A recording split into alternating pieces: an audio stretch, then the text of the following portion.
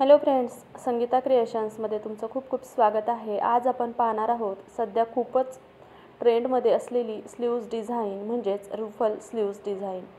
आता या स्लीव्जचं एकदम डिटेलमध्ये मी तुम्हाला या व्हिडिओमध्ये सांगणार आहे, तर व्हिडिओ शेवटपर्यंत स्किप न करता पहा आणि आवडल्यास लाईक, शेअर आणि चॅनलला सबस्क्राइब करायला विसरू नका। आता रेग्युलर स्लीव्जचं आपण जसं अस्तर आणि ब्लाऊजचं कापड कटिंग करून घेतो त्या पद्धतीने कटिंग करून घेतलेलं आहे। आणि हे जे मेन ब्लाऊजचं कापड आहे ते मी घडी करून ठेवलेलं आहे। इथे पहा, घडी केल्यानंतर बंद बाजूकडून मी 4 इंचावर मार्किंग केलेलं आहे आणि खालची बाजू जी आहे घडी केल्यानंतर 8 इंच येईल अशा पद्धतीने ठेवायची आणि उंची घेणार आहोत आपण 13 इंच। आणि ही जी घडी आहे ही 8 इंचाची ठेवलेली आहे आणि 7 इंचावरती मी मार्किंग केलेलं आहे। आता 7 इंचापासून पुढे जो आपण 4 इंचावरती मार्किंग केलेला आहे तिथे आपण स्केलच्या मदतीने एक लाईन ड्रॉ करून घ्यायची आहे आणि मार्किंग करून घ्यायचं आहे आणि या मार्किंगवरती बरोबर सरळ कटिंग करून घ्यायचं आहे। हे अशा पद्धतीने तुम्ही मार्किंग करायचं आहे आणि सरळ कटिंग करायचं आहे। म्हणजेच वरच्या बाजूने 4 इंच आणि खालच्या बाजूने 7 इंच अशा पद्धतीने डबल कापड घेऊन आपण बंद बाजूकडून मार्किंग केलेलं आहे आणि अशा पद्धतीने आता कटिंग करून घेतलेलं आहे। आता सेंटर आहे तिथे आपण कट द्यायचा आहे, तर वरच्या बाजूने जे 4 इंचाचं आपण ठेवलेलं होतं तिथे आपण कट दिलेला आहे। आता ही स्लीव्जचं पॅटर्न ओपन करून घ्यायचं आहे। खालची जी आपण 7 इंचाची बाजू ठेवलेली होती तिथे आपण कापड दुमडून घ्यायचं आहे फिनिशिंगसाठी। हे अशा पद्धतीने व्यवस्थित कापड फोल्ड करून घ्यायचं आहे आणि या कापडाला खालच्या बाजूने व्यवस्थित टिप मारून घ्यायची आहे।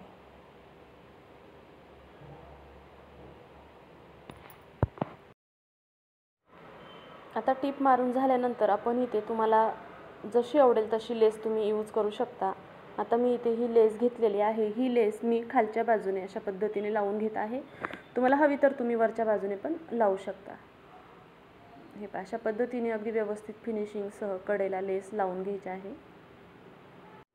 आता लेस लावून झाल्यानंतर आपण ह्या बाजूने खालच्या बाजूकडून लेसच्या बाजूकडून छोट्या छोट्या प्लेट्स टाकून घ्यायच्या आहेत 1-1 इंचाच्या। हे अशा पद्धतीने तुम्ही छोट्या छोट्या लेस टाकू शकता एखाद्या टोकदार वस्तूच्या मदतीने किंवा हाताने तुम्ही अशा सर्व प्लेट्स टाकून घ्या एका बाजूकडच्या। ह्या टाकून झाल्या की दुसऱ्या बाजूनेही सेम त्याच पद्धतीने आणि तेवढ्याच मापाच्या प्लेट्स टाकून घ्यायच्या आहेत। प्लेट्स एकसारखे आले पाहिजेत, म्हणजेच दोन्ही बाजूने एकसारखं कापड मॅनेज होईल। तर हे अशा पद्धतीने व्यवस्थित अगदी फिनिशिंगसह इथे मी शिलाई मारून घेतलेली आहे। आता हे अशा पद्धतीने पॅटर्न तयार होईल।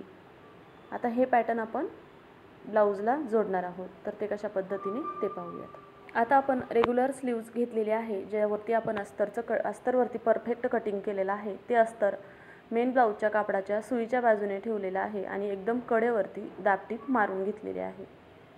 त्यानंतर हे जे कापड आहे ब्लाऊजचं ते अस्तरच्या बाजूकडे घेऊन त्यावरतीही एक शिलाई मारली आणि पुन्हा कापड अस्तर आतमध्ये फोल्ड करून पुन्हा स्लीव्जच्या मेन कापडवरती दाबटीप मारून घेतलेले आहे।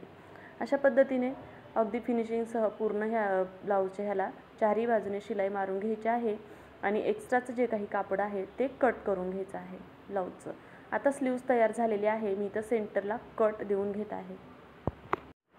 आता सेंटरला जो कट दिलेला आहे त्यापासून दोन्ही साईडला 2-2 इंचाचं मार्जिन घ्यायचं आहे।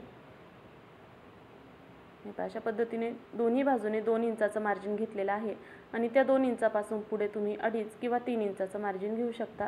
छोटी स्लीव्ज असेल तर 2.5 आणि हेवी साईज असेल तर 3। आता मी इथे 3 इंचाचं मार्जिन करून घेतलेलं आहे। आता ही स्लीव्ज आहे, ज्या प्लेटी आहे त्याबरोबर जे 3 इंचाचं मार्जिन केलेलं आहे त्यावरती ठेवायचं आहे।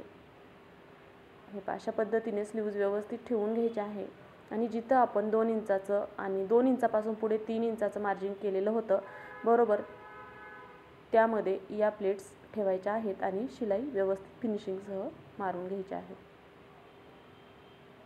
एका बाजूने मारून झाल्यानंतर दुसऱ्या बाजूनेही सेम त्याच पद्धतीने जे 2 इंचाचं मार्जिन होतं त्या 2 इंचाच्या मार्जिनवरती ही स्लीव ठेवायची आहे आणि अशा पद्धतीने शिलाई मारून घ्यायची आहे 3 इंचापर्यंत।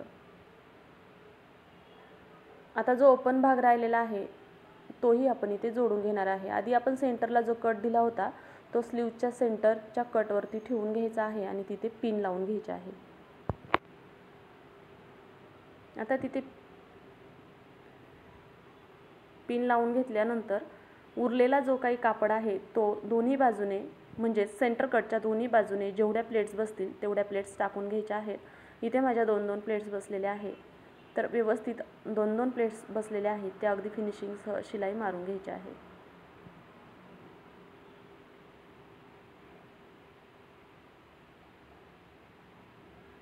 हे पहा, अशा पद्धतीने आपली स्लीव्ज डिझाईन तयार झालेली आहे. आता फिनिशिंगसाठी वरचं जे कापड आहे प्लेटचं ते आपण इथे कट करून घ्यायचं आहे. अस्तरचं नाही, म्हणजे मेन स्लीवचं नाही, तर हे अशा पद्धतीने आपली रुफल स्लीव्ज डिझाईन इथे तयार झालेली आहे. तुम्हाला जर हा व्हिडिओ आवडला असेल, माझी कटिंग आणि स्टिचिंगची पद्धत आवडली असेल तर कमेंट करून अवश्य सांगा. आणि चॅनलवरती तुम्ही नवीन असताल आणि या पद्धतीचे स्लीव्ज डिझाईन, ब्लाऊज डिझाईन तुम्हाला पाहायला आवडत असतील तर चॅनलला सबस्क्राईब करा. पूर्ण व्हिडिओ पाहिल्याबद्दल